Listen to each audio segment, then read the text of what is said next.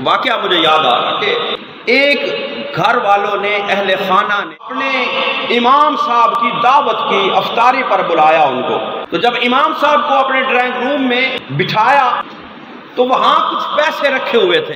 امام صاحب نے کھانا کھایا، کھانا کھا کر چلے گئے، بعد میں گھر والوں نے وہ پیسے تلاش کیے تو پیسے ان کو نہ ملے۔ اب ان کے دل میں یہ بدگمانی پیدا ہوگی کہ امام صاحب نے ہمارے پیسے جو ہیں وہ چرا لیے، لیکن احترام کی خاطر ان سے پوچھا نہیں، ان سے سوال نہیں کیا کہ امام صاحب کیا سوچیں گے کہ مجھ پر چوری کا الزام لگا رہے ہیں۔ اور ان امام صاحب سے وہ دور دور اور کھچا کھچا رہنے لگے۔ اگلا سال پھر رمضان آیا۔ جب پھر رمضان آیا تو انہوں نے کہا کہ چلو جو بھی ہوا، پھر ہم امام صاحب کی دعوت کرتے ہیں، ان کو کھانے پر بلاتے ہیں، افطاری پر بلاتے ہیں۔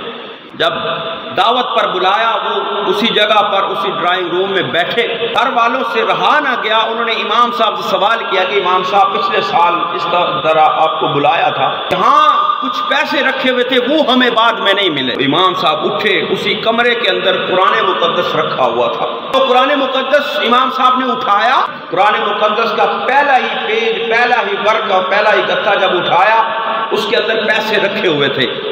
فرمانے لگے کہ میں نے یہاں سے اٹھا کر قرآن مقدس میں رکھ دیے تھے کہ یہاں سے آگے پیچھے نہ ہو جائیں۔ مجھے یہی تھا کہ جب تم قرآن پڑھنے کے لیے کھولو گے تمہیں یہ اپنے پیسے مل جائیں گے، لیکن مجھے افسوس ہے کہ تم نے سال بھر قرآن کو کھول کر نہیں دیکھا۔ یہی حال آج ہمارے گھروں کے اندر ہے۔